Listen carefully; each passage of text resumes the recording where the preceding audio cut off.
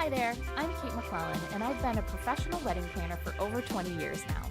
I started Planning Collective when I noticed that though most couples are super excited about getting engaged, they quickly feel overwhelmed and intimidated by the actual process of planning their weddings. If left unchecked, this can lead to massive burnout and the urge to scrap all your plans and just elope. While this is totally normal, you don't have to sacrifice your sanity for your dream wedding. In the Wedding Planning Collective podcast, I'm going to share the processes, tips, and tools that all engaged couples like you need to feel confident, supported, and excited about your wedding plans again. Let's get started. Hey there, before we get to the episode, I have a quick question for you. Have you been unsuccessfully trying to shake that feeling that you're forgetting something when it comes to your wedding? You've got the Knot app and you've downloaded countless other planning checklists, but you just can't get rid of that sneaking suspicion that there's something you don't know yet. It's a very common feeling when it comes to wedding planning. So much so that I decided to put together a free resource to help get rid of what I call FOWO, the fear of wedding oversight. Yes, it does include that 12-month task checklist, but that's just the start. In addition to the ultimate wedding planning checklist, my new Don't Forget list also includes a wedding vendor checklist, your shopping list, a packing list for the wedding weekend, and a complete wedding item setup list to make sure that you are truly not forgetting anything when it comes to your wedding. And you heard me right, this list is free for you to grab right now. Just head over to planningcollective.com/forgetting and it's all yours. That's planningcollective.com/FORGETTING, and let's get rid of that FOWO together. All right, let's get on to the episode. Hey guys, Kate here. Welcome back to another episode of the Wedding Planning Collective podcast. Today we're going to revisit a topic that we have covered in the past, but seeing as we are going into wedding season, and I know it is going to be asked a lot, I figured it is a perfect opportunity for us to go back, and that is talking about tipping your wedding vendors. It's one of those details that tends to sneak up on couples and their parents, and I get it. The whole idea of tipping can be confusing, awkward, and honestly, really frustrating, right? Who do you tip? How much do you tip? What if your budget is already stretched way too thin? I'm just sick of tipping culture in general. There are so many things surrounding tipping, but don't worry, we're going to cover it all here today and talk about everything you need to know with vendor gratuities. And I'm also going to share a few creative ways to show your appreciation, even if your budget is stretched way too thin to be thinking about tipping. Okay, first off, let's clear something up. In my opinion, tips are meant to be a way of showing your appreciation for excellent service. They're not always required, but they're a great way to recognize and thank vendors that go way above and beyond for you on your big day. Now, that said, that's not going to be what is reflected in all of your vendor contracts. There are a few vendors who often include a gratuity already within their contract. So make sure that you're looking into those contracts before you decide on who you're tipping. You don't want to end up double tipping people, right? Vendors who most likely have a mandatory gratuity are going to be your catering team, including bartenders and wait staff. So check with your venue or your independent catering team and bartender staff. Reception venues, again, sometimes this is included with catering, sometimes it's separate depending on your venue. Transportation providers, so if you have a limo or a shuttle, they will most likely have some kind of required or expected gratuity. And your hair and makeup team, which usually is going to be similar to if you go to a salon. One thing I do want to stress is while we're talking about catering and venues, you will often see a line item that is either called service fee, service charge, sometimes it's an admin fee, and often you're going to see it's like 15 to 20%. Now, make sure that you ask your catering contact or your venue contact if that is an actual gratuity for the wait staff and bartenders. Often it is not. So again, it just depends on how each company breaks things down. But a lot of times couples see that it's within like the gratuity percentage amount, and they assume that that is the gratuity, which again, sometimes it is. But more often than not, it is more of an admin fee. So it is meant to cover the staff that is helping with the planning and all of that. and your wait staff or bartenders don't actually see any of that. So make sure that you're clarifying what that is. The other thing I want to mention is that typically, again, every company is different, but commonly event staff, so the wait staff and bartenders that are hired to work your event, are paid differently than we see wait staff or bartenders here in the US are paid at restaurants. So tipping became a thing, obviously, we're talking the US. Tipping became really, almost required when you're eating out at a restaurant, because your waiter or waitress is only making a couple of dollars an hour, if even that. They're making everything on tips. So if you don't tip them, they're not getting paid a lot. Now, that is not usually the rule of thumb when it comes to event staff. They are typically being paid a more normal rate, whatever that means in the area that you're at. It's more of a livable wage, more of a regular hourly rate rather than like a super low rate. So the bulk of their paycheck is not coming from tips, it's coming from their employer. So with that in mind, you're not going to be tipping the same way that you would at a restaurant or if you're out at the bar. Okay, those details aside, let's talk about who you should consider tipping. So, beyond those that, of course, have it within their contract, there are some other vendors that are more commonly given a gratuity. So, you may want to think more about giving them one as opposed to others. Now, again, hair and makeup, often it is something that is in the contract. But if you are happy with their work, 15 to 20% is standard for a tip for them. For transportation drivers, it's not always going to be that 20%. Sometimes it's just throw the driver a 50 or 100, depending on how long they're with you. 10 to 20% would be kind of common. But again, it doesn't have to be that set amount, especially if you have a significant amount of vehicles or details with your transportation. For a lot of your vendors, you're going to want to consider whether they are working for themselves or if they are working for another company. So, a good example of this would be your officiant. If you are hiring an officiant that is independent, working on their own, they are coming up with their rate, right? So while if they do an amazing job, it's not inappropriate to give them an extra gratuity if you want. It's just a little bit different than if you've hired somebody from a different company or if they're with your church or your religious institution and they're not getting any of that like fee that you're giving to the venue, if that makes sense. So if your church has like $1,000 fee, they're probably not paying the pastor, the priest, whoever it is, so you might want to give them an extra gratuity.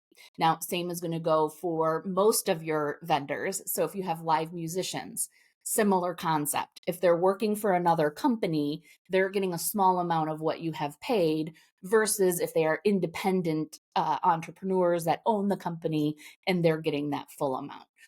Speaking of live musicians or your DJ, again, if they're working for another company, you might want to consider giving them 25, 50, $100, depending again on what they're doing for you and how long they're there with you.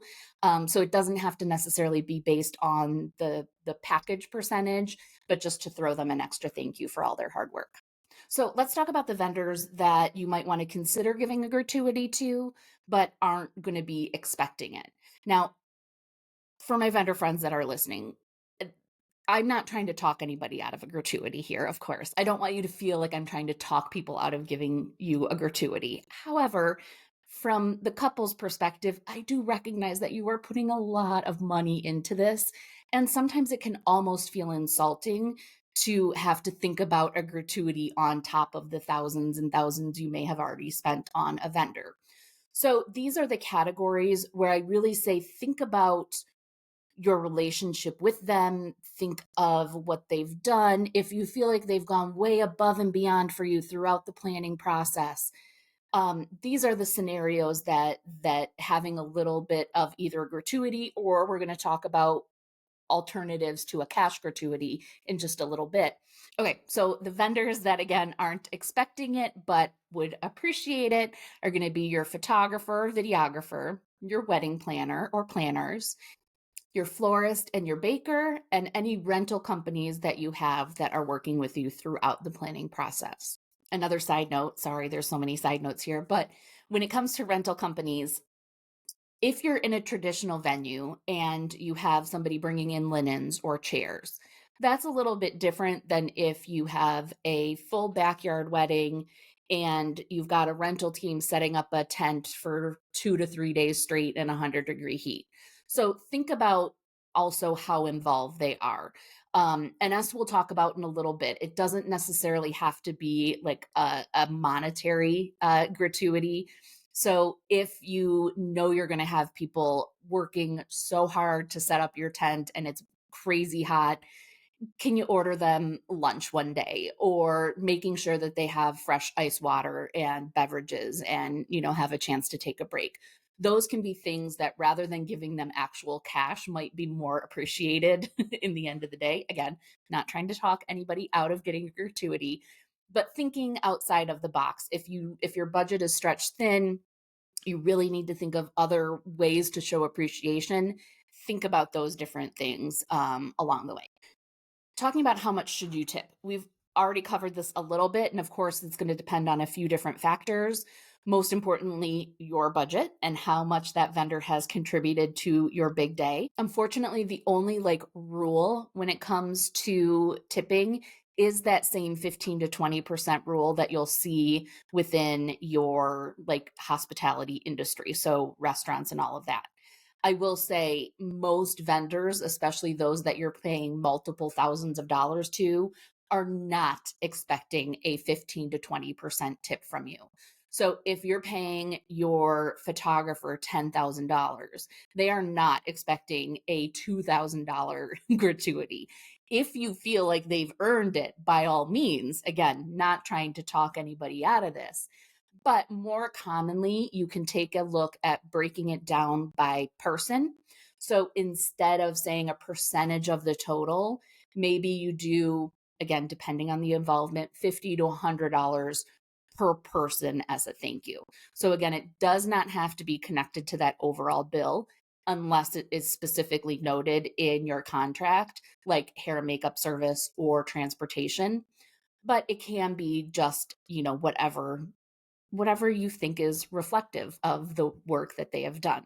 Again, don't want to talk anybody out of that nice big tip. If you have the budget to tip your photographer that 20% on $10,000 bill and you feel like they've put in the work for it, absolutely. They will be so appreciative of that. But I don't want people to think that that general rule of 15 to 20% has to pertain to also all of your vendors. That, I think, is where a lot of couples will have the initial sticker shock of, we have to tip our vendors, and you think, oh my gosh, that's going to be 15 to 20% of our entire budget. And that's not the case. Again, unless you have some really wonky contracts that require that amount, that's not the case. We have plenty of weddings that, at least as far as I'm involved in, the vendors have not gotten tips. We still do everything we can to knock it out of the park for you guys. No vendor should be basing how they provide their service for you that day on whether or not they're getting a tip. I'm not going to say that's never happened in the world of weddings, but for most of your vendors, especially if they are self-employed, it is a bonus. It is an extra. We are still providing our service for you guys on your wedding day exactly the same way if we get a gratuity or if we don't. One final note about cash gratuities. You don't have to decide at or on your wedding day if you want to give somebody a gratuity. So if there is somebody, again, unless it's written within your contract, if there is a particular vendor that really just does an amazing job for you on your wedding day, you're super impressed, but maybe you weren't prepared with a tip for them, or maybe the day just got away from you and you forgot to give out the tips, you can always follow up after. You can send them a nice thank you note, or if they are working for another company, their supervisor would love to hear how happy you are with their services, and I'm sure will gladly help you get them a gratuity. So don't feel pressure in the moment. You can let them know, oh my gosh, thank you so much. We're definitely going to follow up with you with a gratuity. That's absolutely fine, but don't feel like you have to know that day. Now, for us self-employed vendors that own our own businesses, there are some things that you can do that cost you nothing that can actually result in a lot more for our business than whatever cash gratuity you were thinking of giving us. A well-written review on the various websites, Zola, The Knot, Wedding Wire, Google, those can really help with future bookings. And so taking a couple minutes to sit down and write a review on one site, and then you can just copy and paste it on all those other review sites, that can go a lot further for us than an extra $50 or $100 if it helps us with booking other weddings in the future. As you're sharing things on social media, tag your vendors. That's huge, especially if you have a lot of friends or family that are or will be planning an event in the future. Tagging your vendors will help them grow their reach. And it also helps then down the road, even if it's a year from now when your best man is engaged, just like you started your vendor search looking on social media for various vendors, the same can be true. If they had a great time at your party, even if it's a year or two down the road, they're going to say, oh, let's go back to that one wedding we had, that DJ was fantastic. How do we find out who that was? They might not want to ask you or call you, or that might feel a little awkward, but they can go back to your Instagram or your TikTok and find out who that band was, who that DJ was. That photographer was fantastic. Tag them. Tag them in your social media, call them out, and that's going to go so much further. Okay, a couple final thoughts on tipping your vendors for your wedding day. Biggest thing again is remember that it is a thank you for doing a job well done. It should not be required, except in the cases that it is actually required. At this point, you know what I'm talking about. So if your budget is tight, again, keep in mind those reviews, tagging, even just a heartfelt thank you card, those can go so much further than any cash tip could go. If you are unsure about a specific vendor or you want a second opinion, head over to the Wedding Planning Collective Facebook group and comment in a post. It's a great place to get advice and share experiences. You can also talk through some of those specifics that I said, oh, it depends on this, or what about your caterer, or what about this? You can give us all those details over in the Facebook group, and I can help you find an answer. And if you found this podcast helpful, I would love it if you could take a quick second to give me a review over on Apple or Spotify.